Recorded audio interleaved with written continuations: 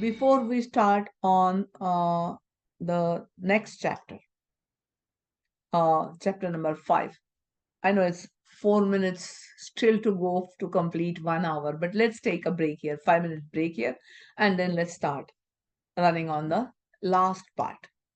So, stopping the share, pausing the recording.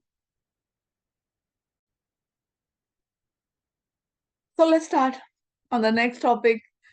Just giving you a few seconds till I share the book and all. If you have any questions on whatever we have completed in the day, please let me know quickly while I share the book. After that, we'll start on the next topic. So there you go. No questions here. These are the tasks. Now, if you see, we have started on tasks in domain 2, process domain. So we have started talking about biggest portion in the examination, 90 questions. Theoretically speaking, all these processes are fairly applicable to many of these processes actually, and theoretically all of these processes are applicable to agile projects also, in theory at least. But having said that, let me say practically agile projects do not encourage processes. So you use these processes most of the times on predictive projects. So most of the questions that you get on this will talk about predictive processes. So if you get a process related question, you realize that a question is talking about a particular process and the life cycle is not mentioned. Always, if it is not mentioned, always imagine that it is waterfall, it is predictive. And if it is mentioned specifically, of course, then you will consider agile projects. So there are different tasks here, like executing project with urgency required to deliver business value, managing communications, assessing and managing risks, engaging stakeholders, planning and managing budget and resources, planning and managing schedules, planning and managing quality, scope, and integration. So all these uh, tasks are there. What do you mean by business value? We have talked about business value in agile projects. Business value is the perceived value that the customer gets once you deliver something to the customer. In case of predictive projects, when the entire project is delivered, entire work is delivered, what is the value that the customer gets? In case of agile projects, when some increment is delivered at the end of iteration, what is the value that the customer gets from it? That is the business value. So, first of all, when you start any work, it can be agile project, it can be a waterfall project, the projects deliver some kind of value always. And to deliver values, organizations need to change. So, projects drive change in the organizations. An organization before SAP implementation, an organization after SAP implementation. SAP implementation was what they were trying to achieve, so that would give them a lot of value. But they need to change, or the project would drive change from current state to desired state. From a business perspective, project is aimed at moving an organization from current state to final state, or to be state, as is state to be state. We talked about business value, right? When we're saying projects deliver business value, we said that for predictive, the value is delivered at the end. For agile, the value is delivered in iteration, while value is continuously delivered in iteration. So what do you mean by value? What do you get as value?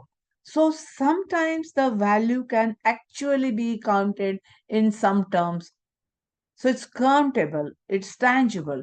It can, there are three examples here. It can be monetary assets, it can be equities, it can be market share, it can be intangible value also. Intangible value is about reputation. So, brand value, reputation, goodwill, these are intangible values. As a project manager, you need to deliver both of them. Practically speaking, in every project that you complete, some business or some intangible value will get delivered.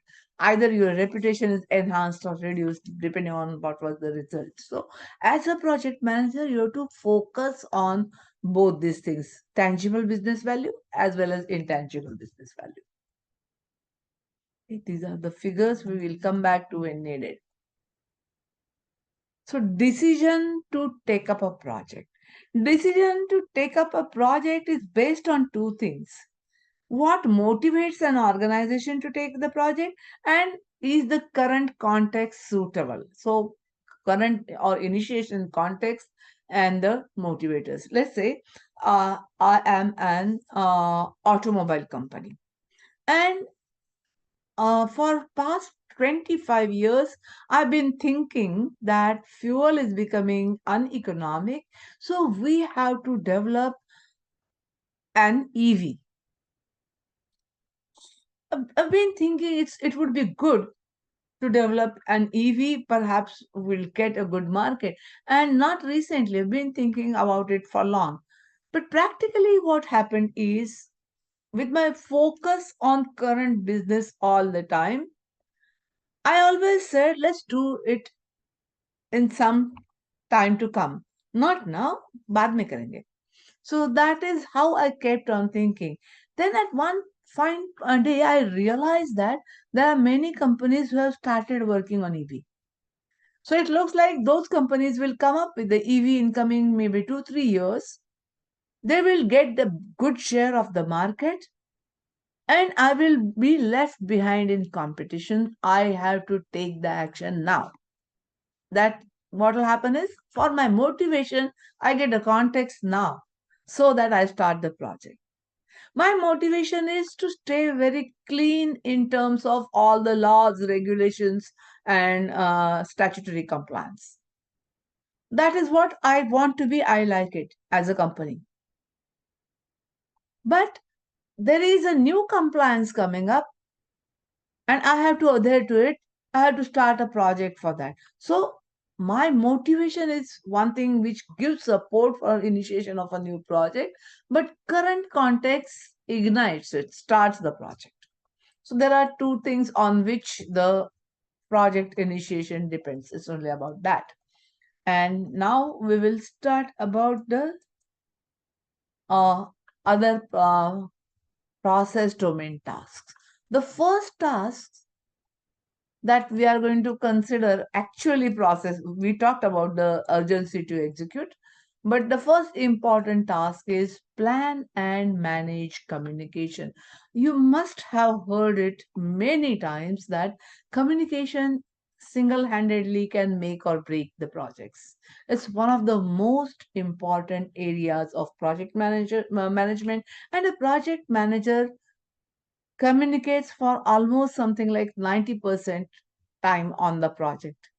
If you look at your own work, you will realize that you are conducting meetings, you are participating in meetings, you are talking to the customer, you are talking to the team, you are talking to your own management continuously. So you are communicating all the time. So, yes, that would mean that communication can tilt the project in any direction. So, when you're saying that, how should you be doing communication effectively? What do you mean by effective communication? When you communicate right information to right stakeholder at right time in right format to create right impact.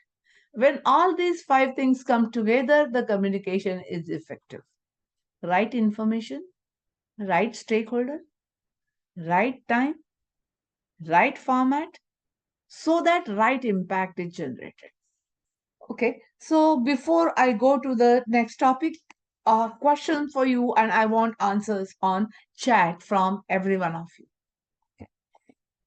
I'm working on a project, and it's a predictive project. What I have realized today is um, my budget is getting impacted. See, we have to buy some raw material, and the prices have suddenly doubled. So my budget is getting impacted. The impact is about 25%. It's not a small impact. So about 25%, quarter of the budget is something so if my original budget was 100 rupees, I now need 125 rupees is what I feel. That's what I realized today morning when I analyzed the situation. I have a status meeting. Let's say today is Monday. And I have a status meeting coming up on next Monday. In the status meeting, all my key stakeholders and my steering committee, they are also the key stakeholders, of course. All of them are participating, all of them are coming. Now, my question to you is sorry, when do you want me to communicate this problem? There is no need, you have options. Option number A, there is no need to communicate it separately, they will understand. B, communicate it immediately so that you can generate right support for your project. C, communicate it the first thing on coming Monday in the status meeting. And 4, communicate only to the sponsor and tell him to communicate to others. Quick, okay, let me, okay, if you have it, that's fine. Let me see, what is it? Option B, communicate immediately. That's what everyone is saying. Jayanti is saying C. And who's that saying D? Let me see.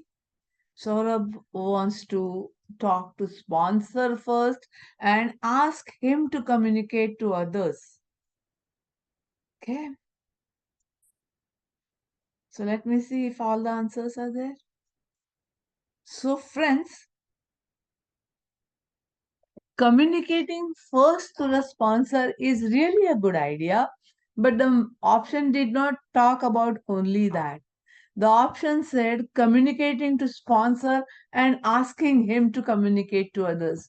You are not in that position to give him some work of communicating to others. If he takes up that responsibility, that's good, but you cannot dictate the terms. So it's okay to communicate, or it's good to communicate to the sponsor beforehand, but not the other part of it. So that's why D goes out. Option number 1 is a big no. They will understand by themselves. It's not something a project manager would do. B, yes, as all of you have answered there, communicating immediately is a good idea. C was about waiting till the meeting. Nobody has selected C. C is anyway not a good idea. If you have a nasty surprise, bringing them on your meeting participants, that to key stakeholders, governing bodies, and telling them about something negative, they would definitely say, what stopped you from communicating to us beforehand? So B is the right option here, not D. What does B do? Did you communicate right information, the current status of your budget? Yes. To right stakeholders, they are your key stakeholders. They take decisions about the project when escalated. So yes, right stakeholder. So right information to right stakeholders. Right time is what I was checking. So right now, immediately. So all of that we have done. Why did we do it? We want the support of those key stakeholders. We are going to need money, right? Like in this project, who will sanction that money? Key stakeholders will sanction. So they should be on our side, my side as a project manager. They should support me as a project manager. I want their support. So that is the impact that I'm trying to generate. All the 4 are good. One thing we did not take care of in the question is right format. How do you want to communicate? Right format usually would be, if they want you to test it, check it, it would be mentioned in the question.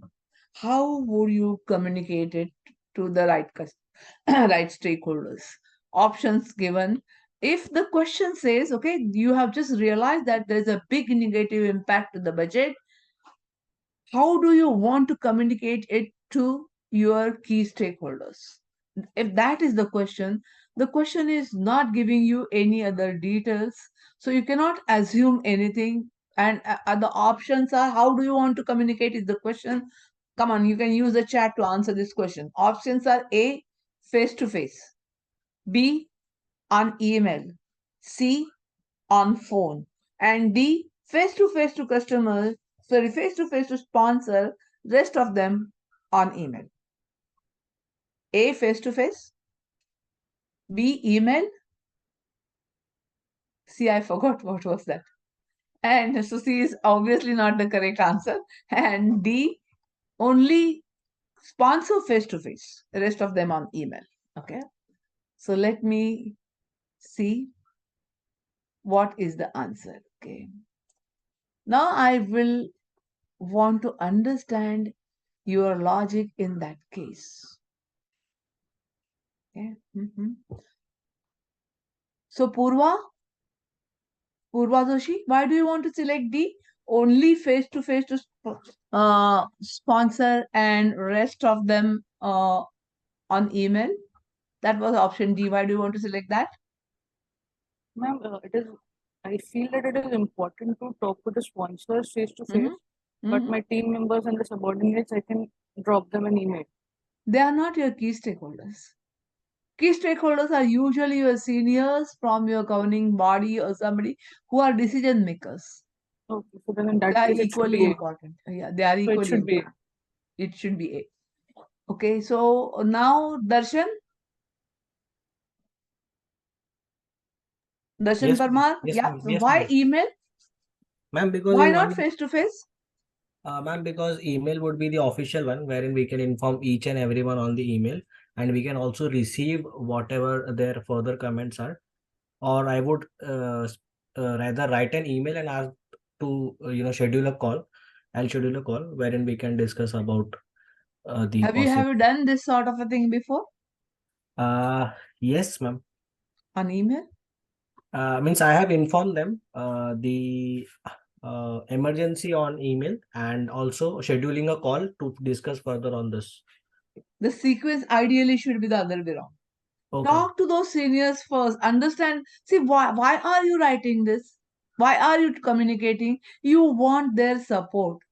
The best Yes. support you will get when they really understand your situation. Email might go unnoticed. You cannot have control on when they read the email. So the best thing to do is let him talk to your. I what if I were there? I would actually talk to everyone. I would talk to sponsor. Ask him like, do you want me to send a detailed email? See, the sponsor can give me inputs. Like, okay, I want to know about the whole matter, including why the cost, where exactly the cost is going out of your estimations. What happened to the estimations? When did the price start increasing? So if I do that study, if I send it to the sponsor and key stakeholders if required, I am actually ensuring this their support. That is what we are focusing on.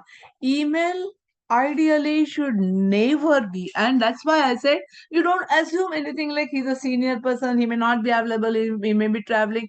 Don't assume those things because the question doesn't say that. Never assume anything that the question doesn't say. Okay, that's not about this particular topic, a general tip.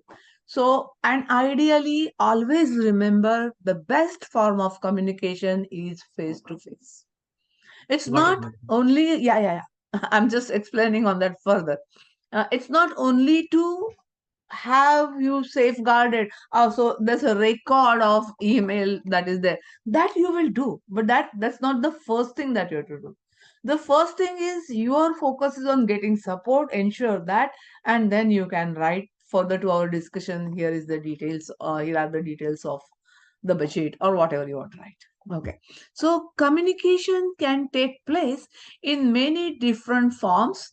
Written form, I'm not going to talk about that. Spoken form, formal, informal. If you want, I'll explain anything. Otherwise, no. Through gestures, body language communication, one of the most important forms of communication.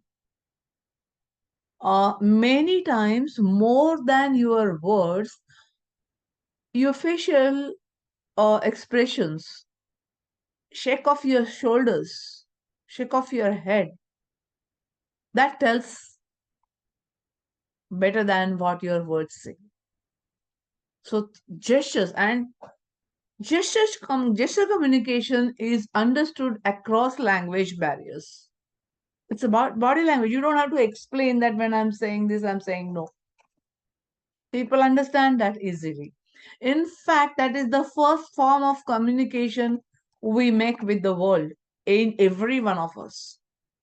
When we are born, we cry. We're not comfortable. A baby is not comfortable, so baby cries out loudly. Baby doesn't use any words. It just tells you that it's not comfortable. It wants to be picked up and cuddled.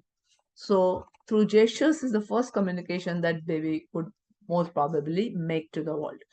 Okay, choice of words, very careful choice of words should be your forte. As a project manager, you should always learn to do that.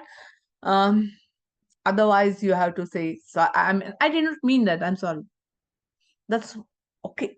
Occasionally, it still can happen, but focus on correct choice of words. Through media, what they actually mean here is through social media. Communication that happens through social media.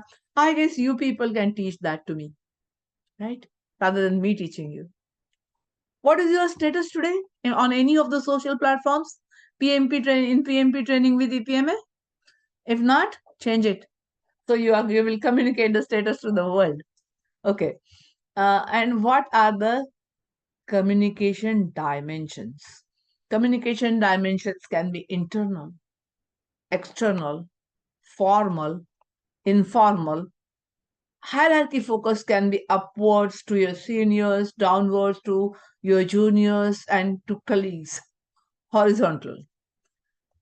What is official communication? Is there any difference between formal and official communication? One thing I can tell you is every official communication is formal. Not necessarily every formal communication is official. When you communicate any formal message, say minutes of meeting, who attended the meeting, what was discussed, what is going to be the next course of action, that's a perfectly formal document. When you talk about something on behalf of your company, on behalf of your organization, you are talking officially. Say you're declaring the business statements or finance statements on behalf of your company. You will be doing that officially. Or let's say I'm working on a project, SAP implementation project. I'm not at the head office, I'm somewhere outside in Delhi also. The terms of the contract are the customer is supposed to pay something which the customer is not paying up after reminders, and my seniors are not happy. They say, Vajanti, wind up, take all the team and come back to Hyderabad. Tell the customer that we will not work on the project till you pay. Okay, it's something that nobody would want to do, but yeah, I mean that has really happened to me once. What do you think I said to the customer? Do you think that I went there and said, I'm closing the project now, I'm stopping the work, and I'm taking my team back? I did not say that. I said we are stopping the work right now. We need to take the entire team back to head office, and rest of the communication my seniors will make. So what is it that I said? We. What is this pronoun we? Who is this we? This we is the organization. I'm talking on behalf of the organization. I did not say I'm stopping work. I said we are stopping work. That was the decision not taken by me as a person, as a project manager. That was a decision taken by my office, my organization. And I spoke on their behalf. So it was an official communication. Okay. What is unofficial communication then? Do you do an unofficial communication anytime? Or have you heard unofficial communication anytime? Okay, unofficial communication. Okay, what is the latest version of iPhone? I don't use iPhone, so I need help. Actually, I do. So, but I don't know the latest version. What's the latest version of iPhone? Anyone uses iPhone here? Lakshmikant? 16.6, ma'am. iPhone 16.6, is it? Oh, I'm sorry. You're talking iPhone. about the model. Okay, sorry. I'm talking about the model. Yeah, some 14 Pro something. 14 Pro. Okay, let's say whatever, 14 Pro. So 15 has not yet come. Yeah, Okay, they so are let us just say that 15 is due. I'm not aware if it is due or not. Do you know the features of 15 already, Lakshmikant? not really, ma'am. Not really. Not really. Anyone, do people know the features in advance here? People do.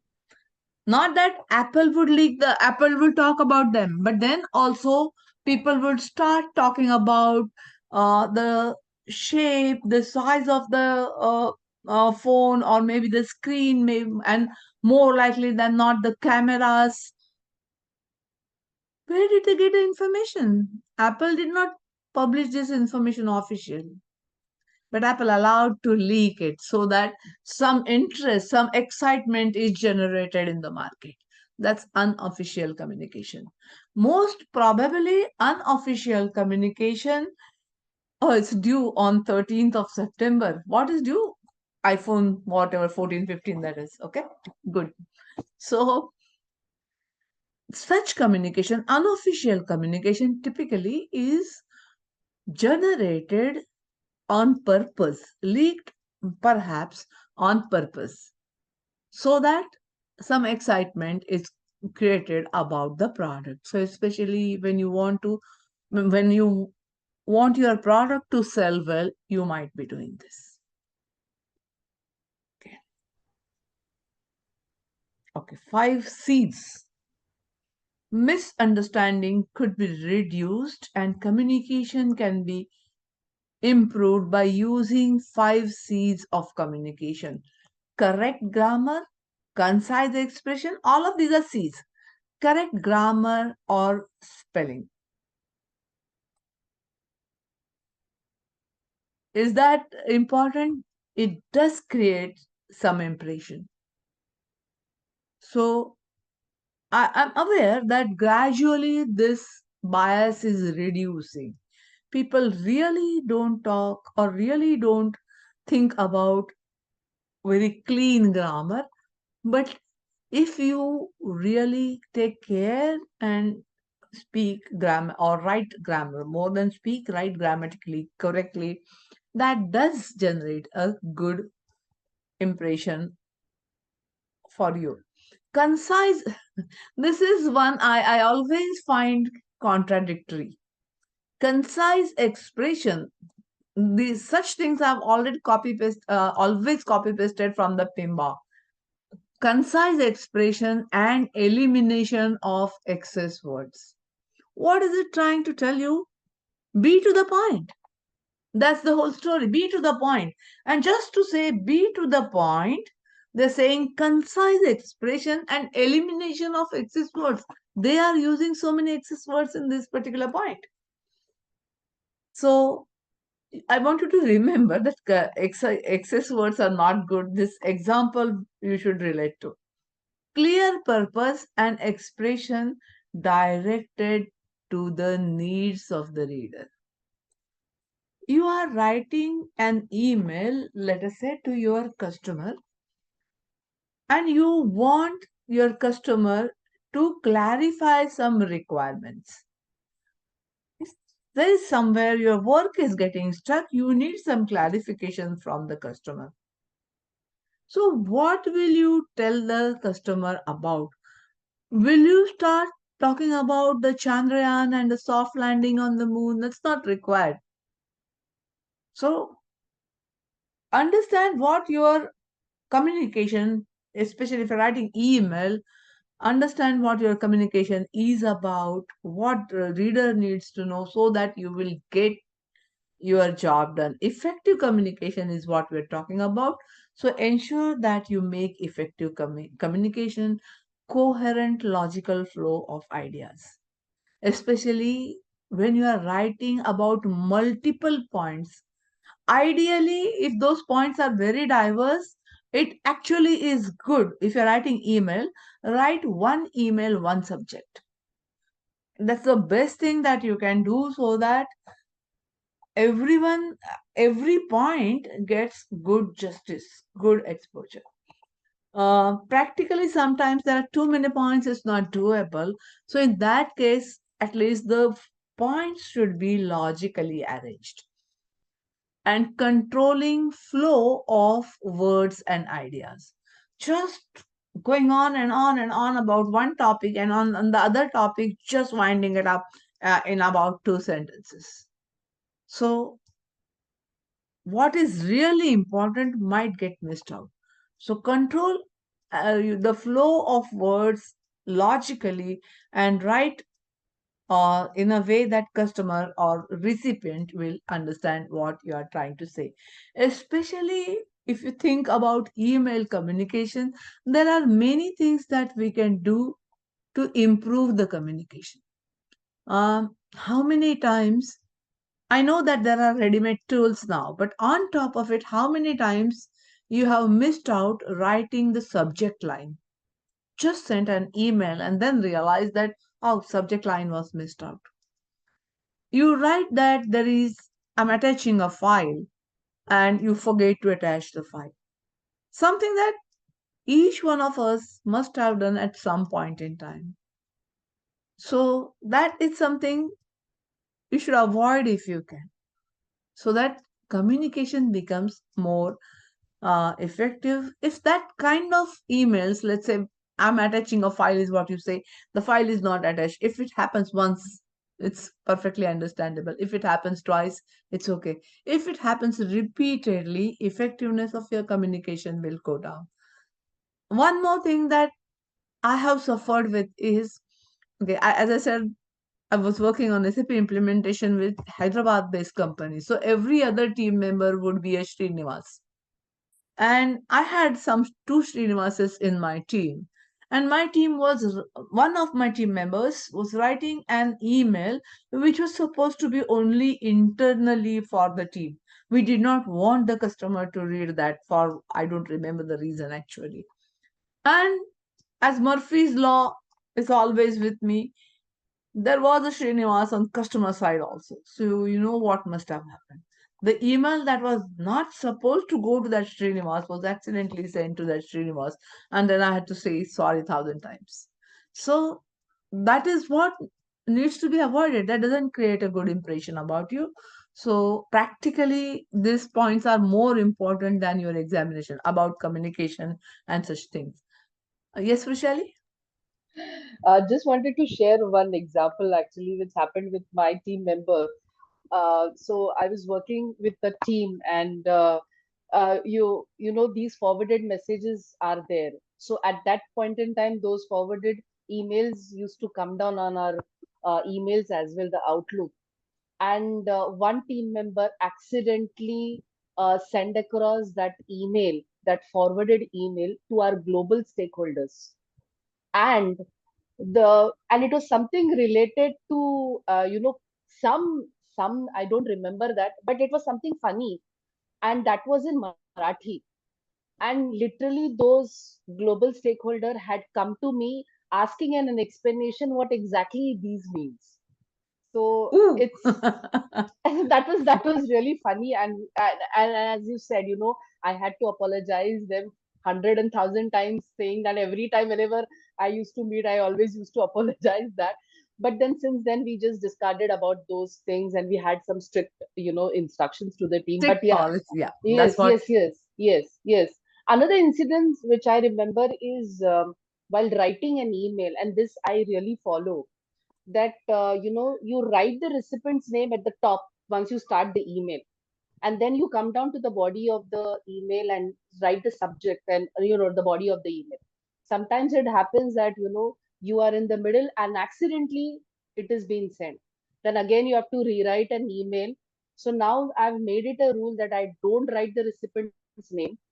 I write the body first, and then I go to my email recipients. One of the best practices actually. So half written email or half composed, half heartedly composed email doesn't go to the customer.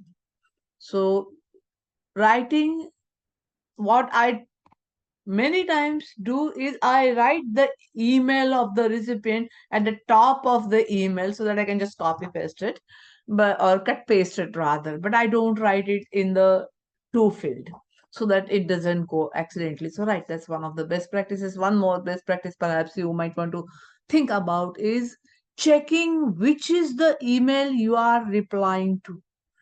See, subject matters. Like you perhaps continue on thread of previous email, which has altogether a different sentence. A very funny, rather childish, I can say, incidents happened with me.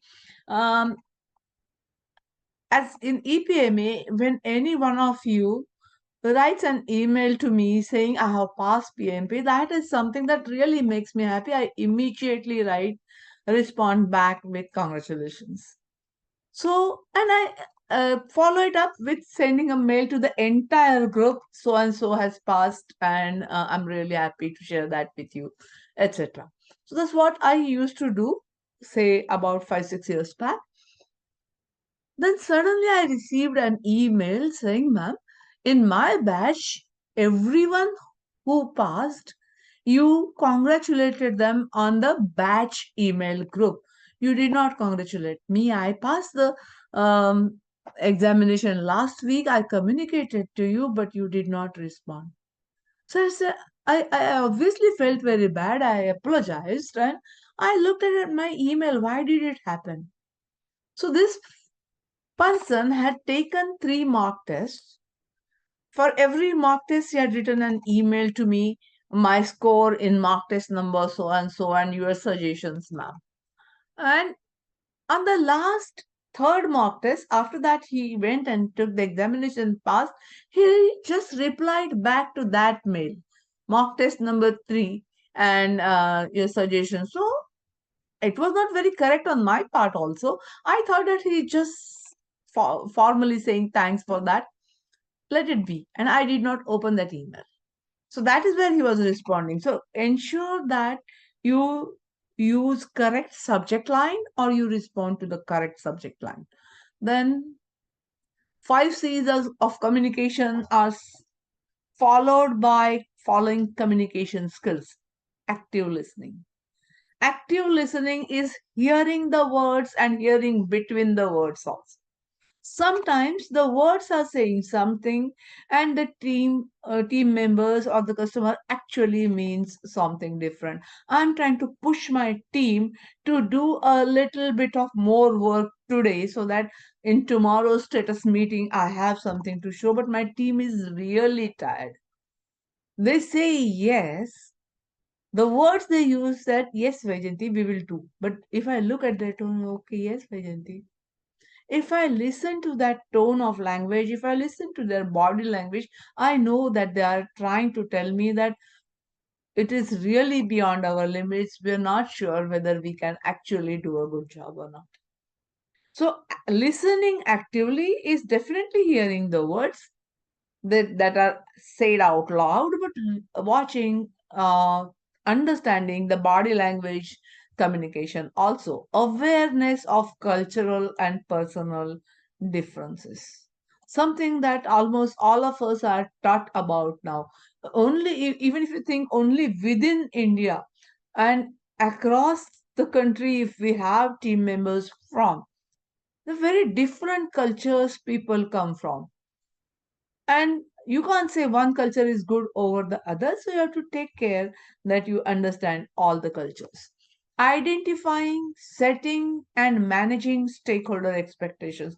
We are going to talk about that. Right now, I'm just saying that I hope you understand that it is very important. But we will be talking about that in the evening in detail. What you have to ensure as far as communication skills go is your team has good communication skills. They should be able to persuade a person. It's a good interpersonal skill.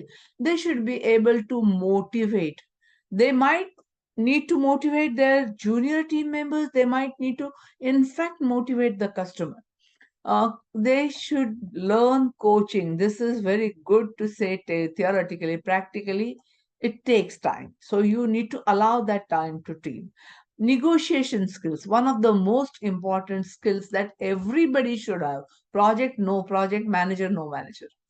And conflict resolution. These are the skills your team members also should develop. That's the care you have to take. You have to ensure that you train them on the job. And trends is not something that we're talking about. I'm just going to talk about this table and then we will close the session for now. So this is one table from the PMBOK. You will see a similar table in PMBOK 6 across all the 10 knowledge areas like integration management, scope, time, cost, quality, etc. etc. This table says that PMBOK talks about 3 processes as far as communication goes.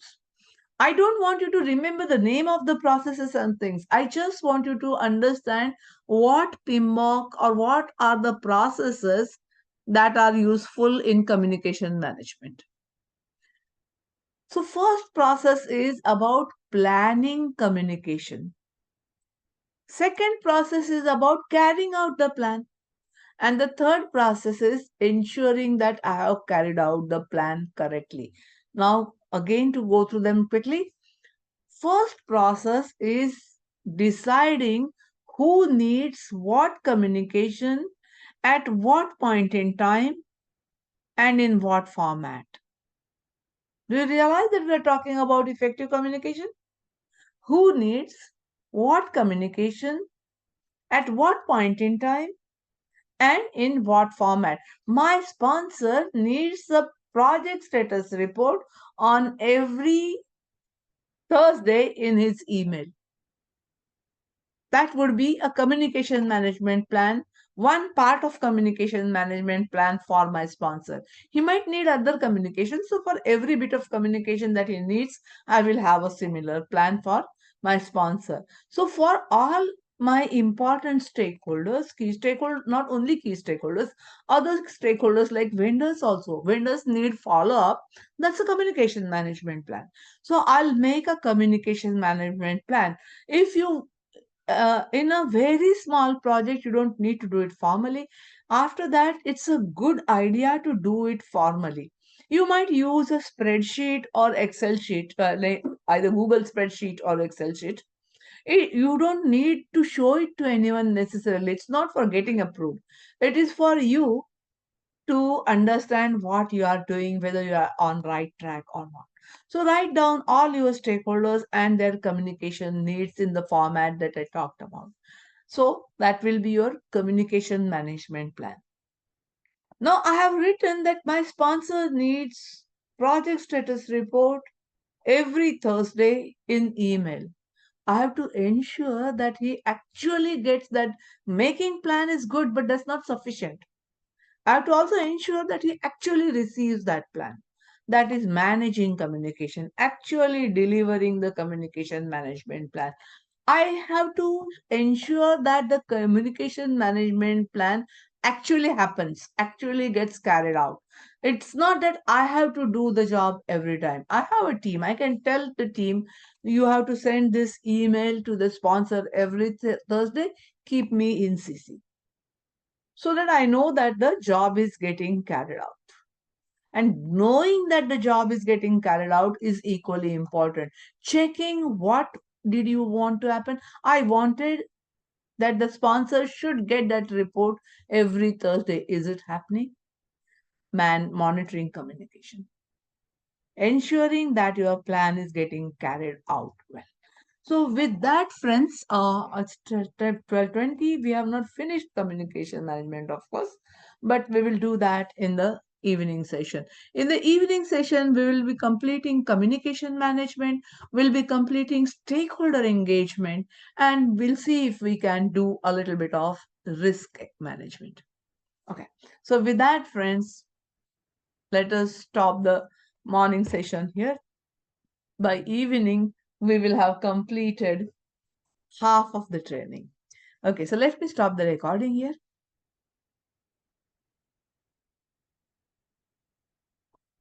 So welcome back to session number 4, and today we will be completing, as I said, I've just decided to change the sequence a little. We'll be doing communication management, then we will be going to risk, and then we will be going to stakeholder. So a major chapter or major knowledge area like risk gets covered today completely, and we'll be covering about 50%, little here and there, little more perhaps, not less. So as we were talking about communication management just before the lunch break, we saw that there are three processes rather, in communication management: planning communication management, managing communication, and monitoring communication. What you do realize is every knowledge area, communication management is one knowledge area. There are 10 knowledge areas that this examination will cover, like communication is one of them, risk is one of them, stakeholder engagement is one of them. So today we will be completing these three.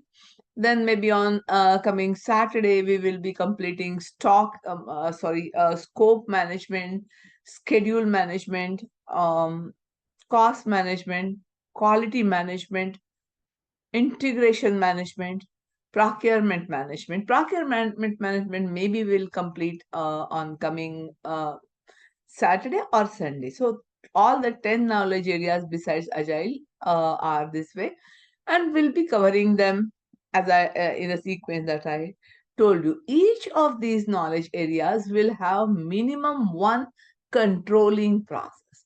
What is a controlling process? In controlling process, let's say we are monitoring and controlling is the process group name. In communication management, the controlling process is monitor communication. You cannot talk about controlling communication. A very early version of PMBOK 6 did say control communications. Controlling communication sounds very strange, like you are stifling somebody's communication. Monitoring communication is ensuring that you are doing your communication as per your plan. Monitoring communication, scope, time, cost, risk, anything. When you are monitoring, what you are doing is you are checking that, you are ensuring rather, that everything is going as per your plan they have already made, communication management plan, and action, whether it's going hand in hand with the plan or not. So what we get in this process always, any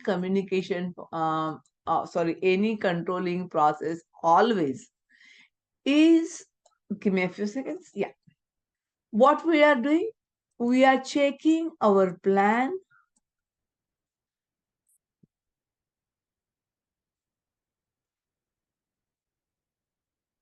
versus what has actually happened. So plan versus actual is what gets compared in any monitoring controlling process. So when you compare plan versus actual, do you remember what we get? Yesterday we talked about something that we get when we compare plan and actual. Do you remember that? Anyone here? When we work, or when you execute anything, when some work gets done, data, pure raw data, like this work took 8 days to complete, doesn't mean anything, but that's data. So that is called work performance data. And when you compare that data, okay, this work got completed in 8 days, what did you actually want? As per your plan, it was to be completed in 10 days, so your team is doing a good job.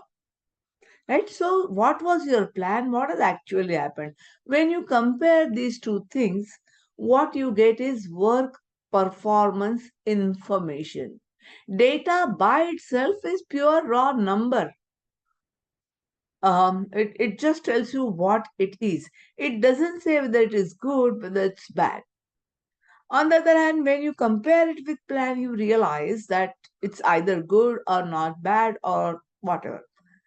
So that becomes meaningful. The data in comparison with plan becomes meaningful. So that's why it is called work performance information. So almost all the monitoring controlling processes generate work performance information. I'm saying that almost all deliberately. There is one process which does not generate um, work performance information. That is the process in integration. In integration, what happens? What is integration? Integration is about unifying everything.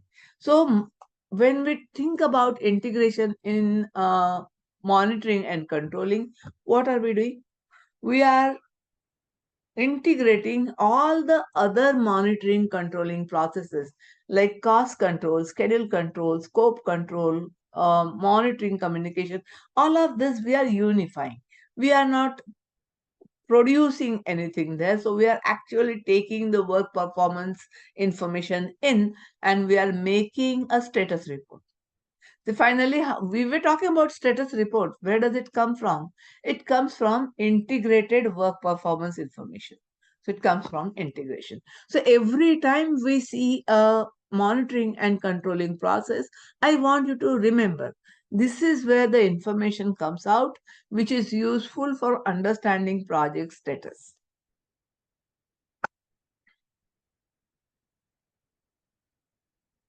Okay.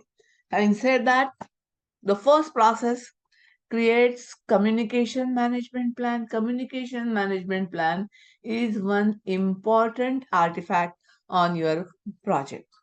It tells you how you are going to run your project, how you are going to manage your project, who are your stakeholders, what do they need, and when do they need it, what information do they need, when do they need it, how do they need it. Do they want you to communicate on phone, on email, face to face? And how are you going to do it? Are you going to do it yourself? Are you going to automate the process? Are you going to ask your team members to do it? So, who's going to be the owner? That will be part of your communication management plan. When do you begin the communication management plan?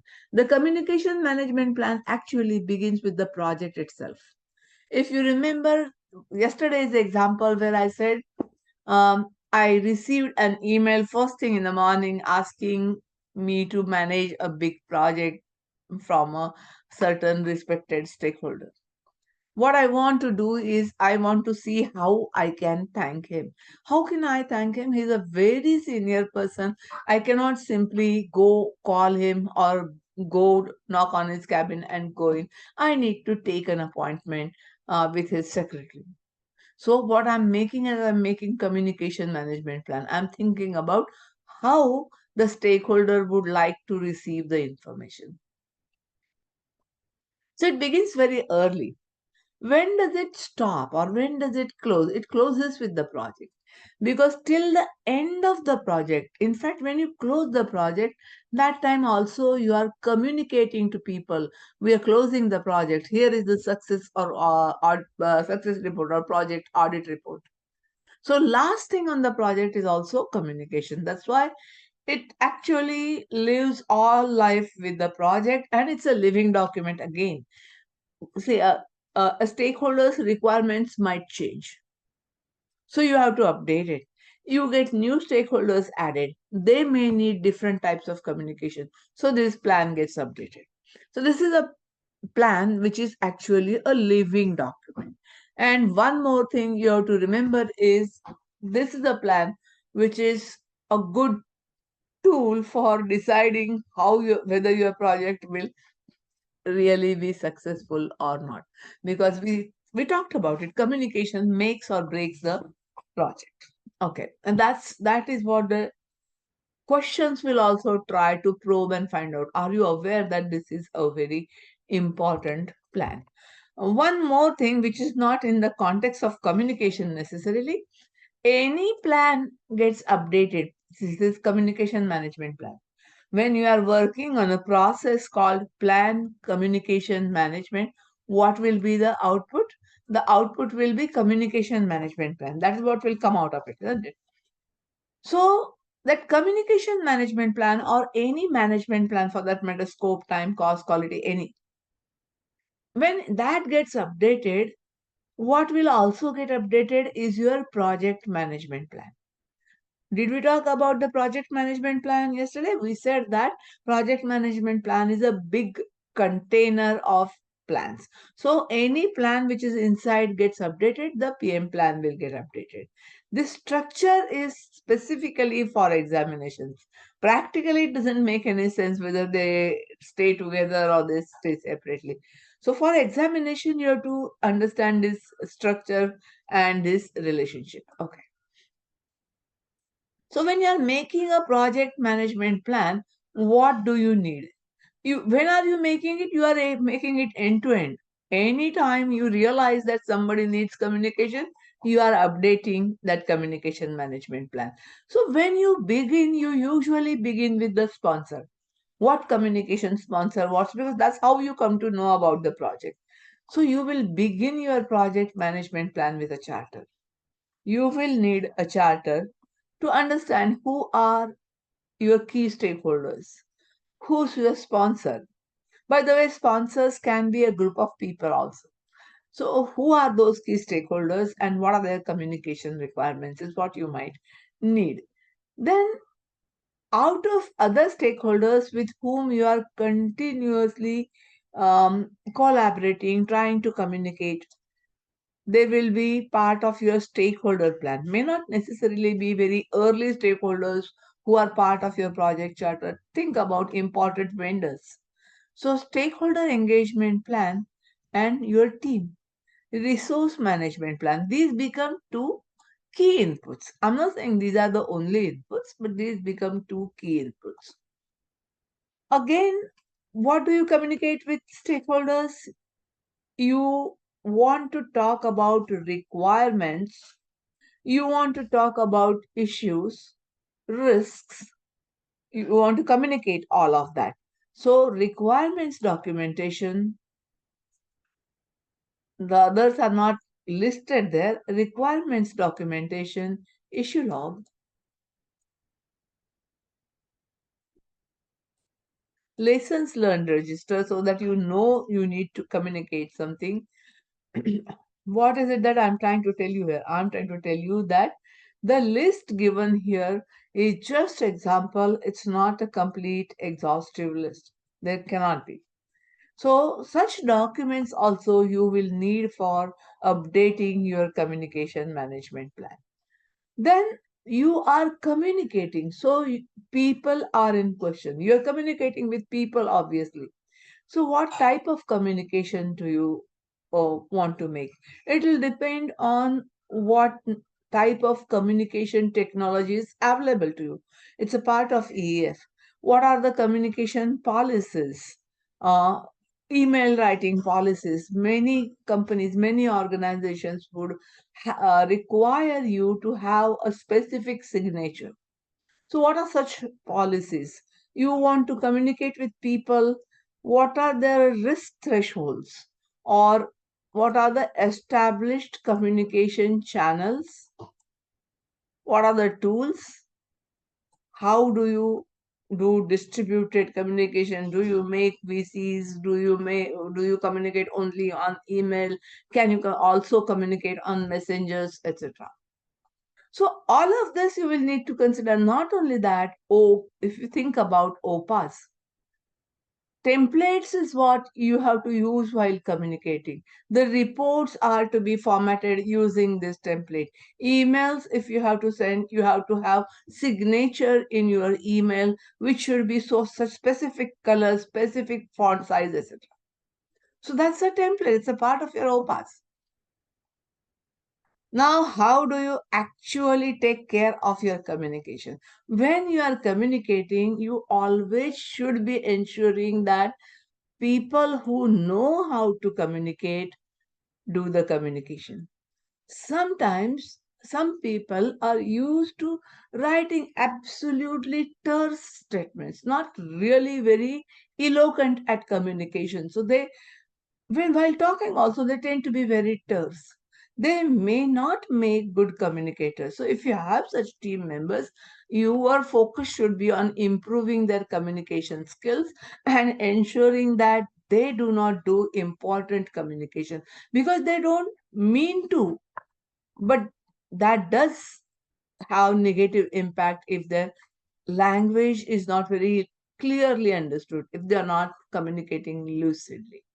Again, when you are communicating in within your own organization or customers organization, there will be some political undercurrents. Some people go along very well, some people do not go along very well, some people have different groups and they have different policies against each other. Is it good, is it bad? We can't change it, whatever it is. So we just have to take care of it, that we don't ruffle anybody's feathers in wrong way. So political and power structures is what you have to know. So rest of it, I'm not going to read everything. Of course, anything which is important is only something that I'll read. And if you want, you can always ask questions based on that. So sensitivity and confidentiality. Many times you are bound by NDA, non-disclosure agreements. So you will need to take good care of what you are writing to whom if you are bound by NDA. So all of this is a part of your communication management plan and you need to be well versed in it, especially when you have a lot of stakeholders on your project.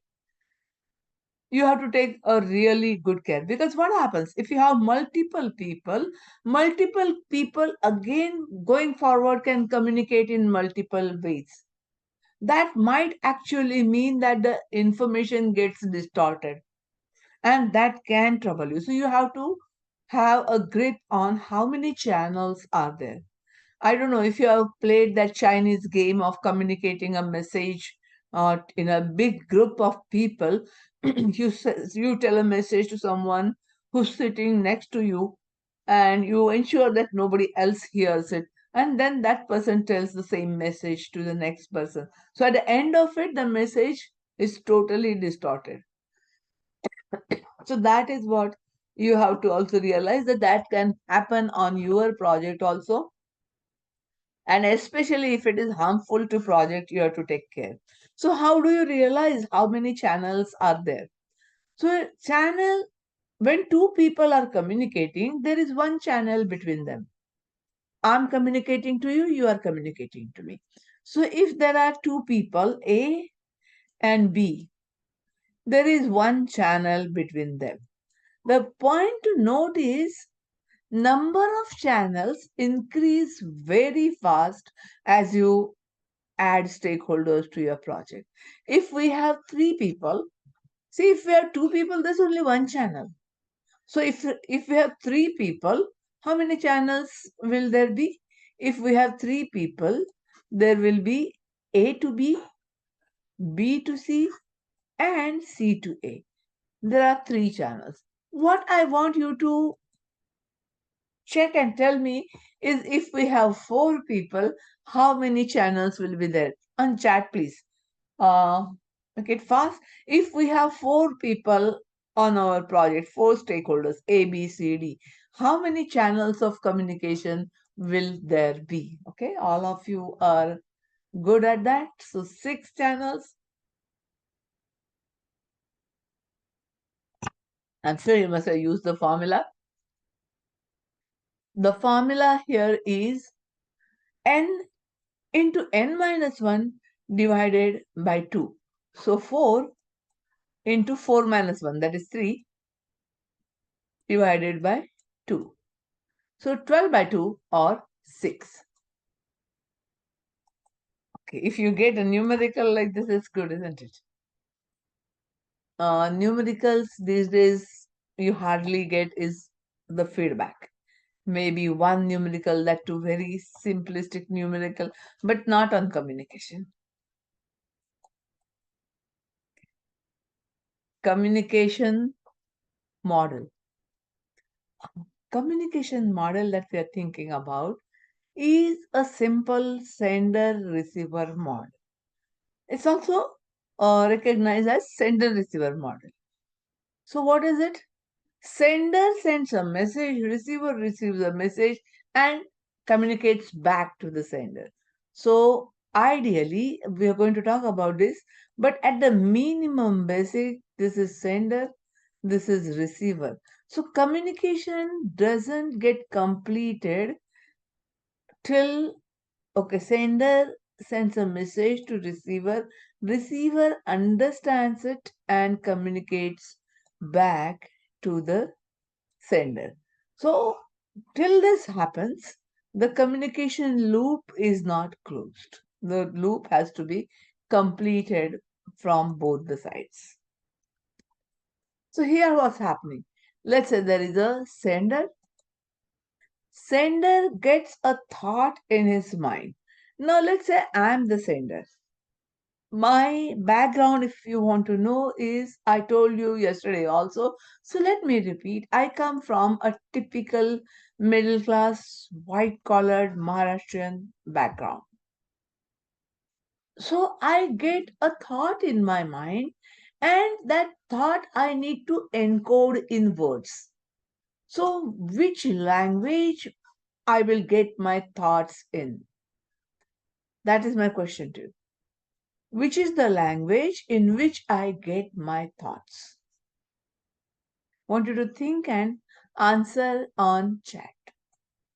In which language do I get my thoughts? That's my question. I'm repeating. So all of you seem to agree here that I get my thoughts in my mother tongue. Okay, let me see. Okay, so is it? Okay, so Saurabh wants to differ with you, saying Marathi, but now maybe English. Okay. See, what happens actually is thoughts do not occur in any language. Thoughts are actually electric pulses. Thoughts are not born out in any language. See, even as I would like to compare project managers with families and babies, I'll give one more example. Do you know that a very small baby can communicate its discomfort to us? When we weigh the baby, the doctors would usually put the baby on a cold steel scale. The baby would cry out loudly. Why? It's not feeling comfortable. It's in the air conditioned room without any clothes. If they are putting the baby on the steel scale, it's not comfortable. It's very cold, and baby lets the entire world know that it didn't like it. It's very cold. How did it? It cries out very loudly. It cries out because it feels, it gets a thought in its mind that I'm not comfortable. This is not where I want to be. I want someone to pick me up. So the thought occurs to a few minutes old baby also. Does the baby know language? The baby doesn't know language. So the thoughts occur as electric pulses, and that is why they need to be encoded in a particular language.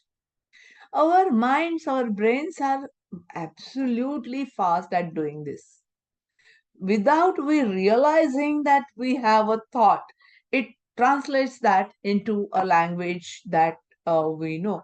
Most of the times, the thoughts do occur in our mother tongue, but typically, if you see, if you are using some different language in communicating very frequently, the thoughts can also occur in other language. As Saurabh was saying, perhaps if I want to talk about PMP or if I want to talk about Agile, I'm Maharashtrian and I know Marathi really well.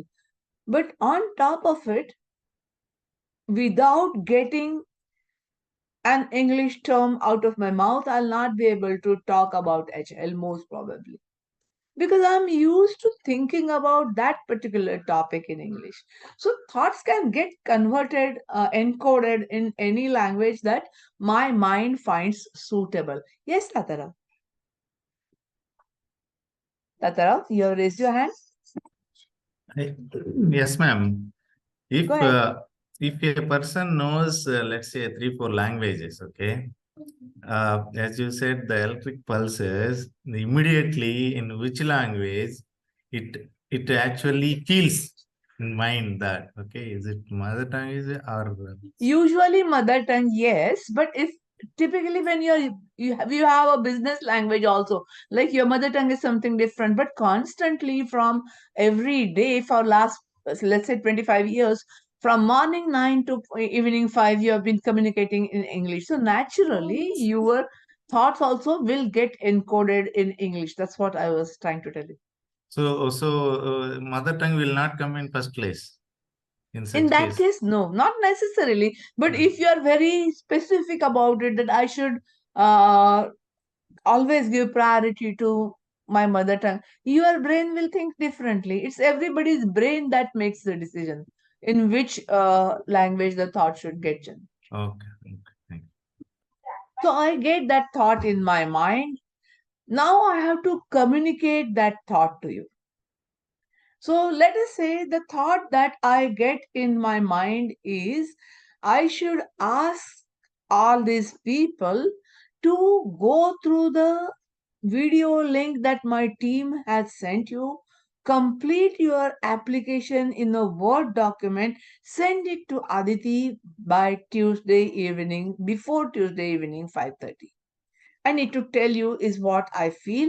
So that's a thought that has happened, occurred in my mind. I translate it into English. Okay, friends, please watch that video carefully and create a document where you will document all your experience. And once you are done, you will send it to Aditi at effectivepma.com. That is the communication. That is the encoding that happens in my mind automatically. When that encoding happens, all of these points influence the encoding. What is that? My current emotional state. Let us say I'm angry or irritated with something right now, and I want to communicate this thought to you. My tone, my words will not be very caring when I tell you. Don't forget to watch that video. Okay, I don't want to tell you again and again. I'm not going to tell you again and again. It's for you. Now, that kind of encoding my mind will do because my emotional state is that of not being calm and quiet, maybe a little upset. My culture, when we communicate as Indian community, most of the times we tend to communicate using passive voice. It was done by me, is what we say, instead of saying I did it. Nothing wrong or right, but that is what we do. So that will also be part of the encoding, the culture in which I have been brought up. My generation, does that really have impact? It has a lot of impact. Okay, so I'm tempted to tell you a real story here. Again, I was working at Hyderabad on that Haldiram's project. Then what happened is we had some customization to be done in SAP, which is done by ABAPers. ABAP is the SAP programmer. So an ABAP team used to sit at Hyderabad. We used to communicate on messengers. So I'd given some job, some work to do to my Hyderabad team.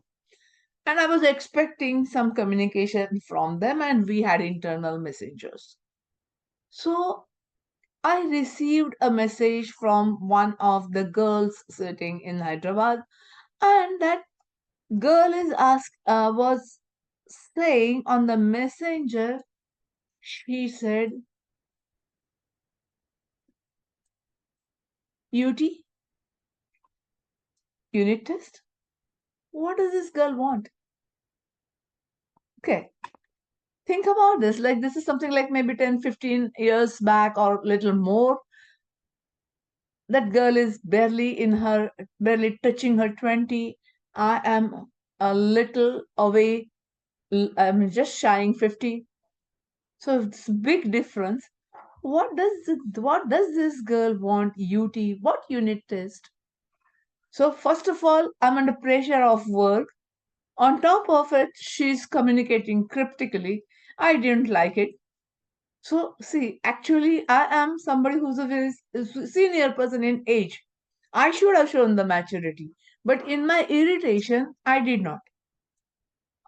So I sent her a question mark. What do you want, girl? Is what I'm trying to ask her. So that question mark, now she says,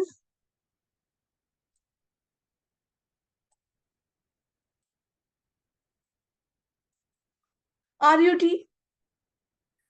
No, that really bugs me. Right? What does she want from me?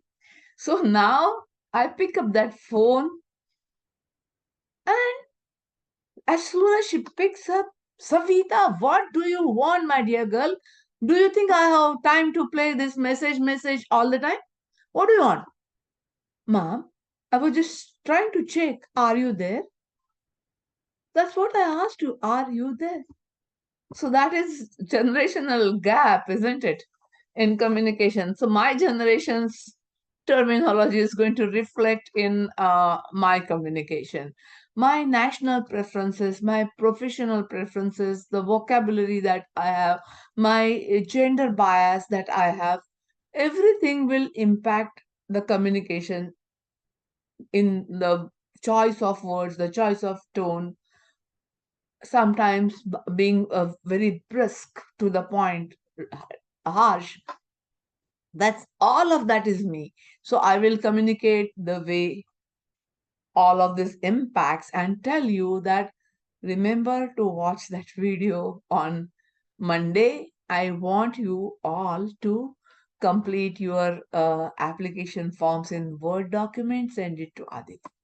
When I send this message, I'm talking on VC to you, and that is the time internet decides that let us participate in the game, and it just says stay connection is unstable. So you hear a part of it. You watch, you hear that Vajanti is saying, friends, please watch. Then there is no message, and update the documents and send it to Aditi. That is what you hear. So message can get dropped by disturbances. It could be physical disturbances or any other disturbances. But the message, people sometimes who are very tired might not hear the message end to end. I have many times faced this. I explain a point end to end, and then someone who's sitting here in front of me, camera is on, says, can you explain that once again? I can explain, but what happened? The person wouldn't dare to say that my mind wandered, so would give some excuse like internet issues or something, but I know what happens. So this is the disturbance that happens. Actually, that disturbance, any physical disturbance, your attention wandering, it is a noise that comes in between. But then, yes, whatever message you get, the receiver gets. The receiver, first thing, the receiver just has to confirm, I received your message. Ideally, this is the time I should be confirming, what did you understand? So that there is clarity about the message. Look, not every time this happens. Then, when you have time, you will you will want to respond to the message that I have. And always Let some time go before you reply or before you respond. Or rather, if I want to put that in one sentence, respond, don't react. Immediately, when you see that my message is very terse, very biting message, as a senior, people can do that. Send very biting message to us. Not necessarily they mean to be mean to you, but then at that moment in time, they're upset with something, they take it out on you. Immediately, if you react, your message also will tend to be biting. What will you get? Perhaps a small iota of satisfaction that I also retaliated. But nothing will come out of that. Nothing will, there will be no result out of that retaliation. So, and especially if it matters to you, do not react, always respond. So, that is what will happen. You will get a thought in your mind which your mind will encode, and all of these biases will come into play for you also. You will communicate your response to me, which I will decode. This completes one loop. On top of it, I will of course perhaps have something to say, then another loop will form, which will go in the same way. So this particular model is also known as sender receiver model. I could see that somebody had raised hand. Yes, you are right, Sai. It was you there. What is it that who had raised hands? Ma'am, I had raised the hand. It was There are two people. Yeah, Vishali, go ahead. no, it was just something which just came to my mind when you were talking about the RUT part. And I remembered one of the incident which happened, in one of our global meet, wherein all our global stakeholders were there, and it was a bit late out here in Mumbai. So everybody was supposed to give an introduction, and one of the fellow from Mumbai. So everybody was like saying about their thing, where they are from, and things like that. So this person, he started off and he's like, "Okay, my name is Ramesh, and I'm from Andheri."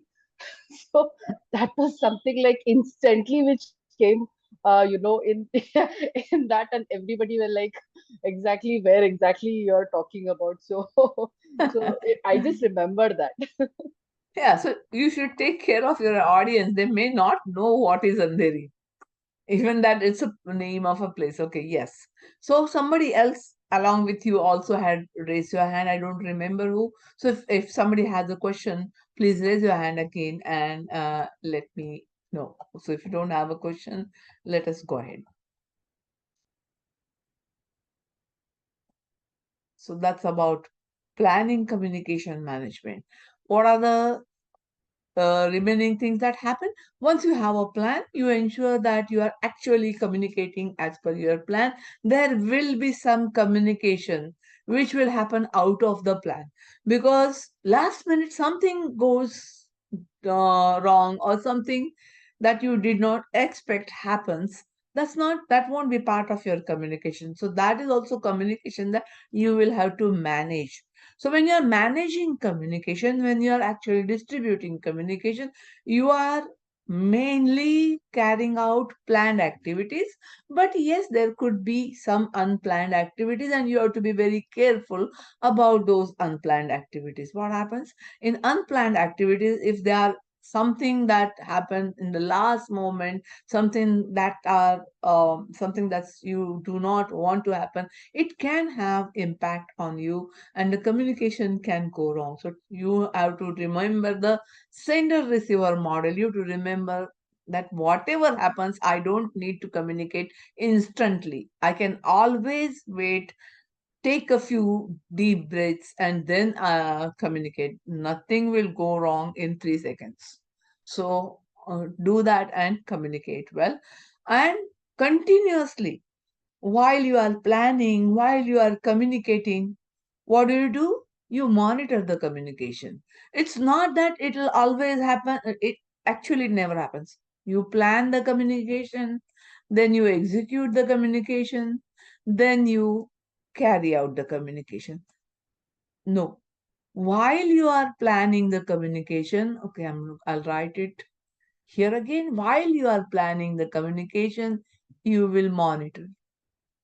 While you are executing the communication, you will monitor. So monitoring, controlling happens as an environment actually while you are planning or while you are executing. And that is true about any knowledge area, not only communication. So with that, let me stop the share. Now I want some help from you and I'm going to talk to you randomly then. Sagar Aher, can I talk to you? Sagar Aher, are you there? Yes, ma'am. Yeah, what do you mean by risk? Risk. Yes. Mm-hmm. Risk, we can say that the obstacles which we face during the project phase or the work we are executing. Obstacles while we are working on a project. Yeah. Okay, that is one take on it. Amol Kulkarni? Yes, madam. I think a risk is something, I mean, potential event which could have a bad effect Potential? on I'm sorry, I did not event, get. a potential Potential event event, yes. which could have bad or detrimental effect on project deliverable, time, cost, and quality also. That could be Okay. known, that we call as a risk. Interesting. Potential event. What do you mean by potential event? Potential means it is something has power to damage your objective of the project. Okay. That I mean. So potential impact or Impact. potential event is something that might happen, something that might not happen, which actually is true about risk. Yeah. So risk is an event in future. That's something that you both agree, Sagar and Amol. Risk is something that happens in future. Yes. Okay, fine. And if it happens, it can have impact on one of the objectives of your project. Okay, what does that mean? If that impact actually, if that event actually happens, it will impact the basic one of the basic six constraints, at minimum one of the basic six constraints. Actually, it is a combination. So typically risk is defined as an event that may happen. And if it happens, it will have an impact on one of the four objectives is considered. It definition doesn't say that clearly, but while you consider one of the four objectives. I'm coming to that in a second's time. So the definition will say if it happens, it will have impact on one or more objectives of the project. So which are those four objectives? Scope, time, cost, and quality. Impact on these four will matter to you on the project. So you check if it has impact on one of these four. So till this point, it's good. We know what we are talking about. What you have to realize is PMI has a special take on risk. In fact, many organizations would have this take. We are saying that risk is a probable event in future which can have impact.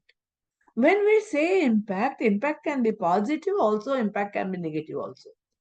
So when we're talking about risks can be positive also, risks can be negative also.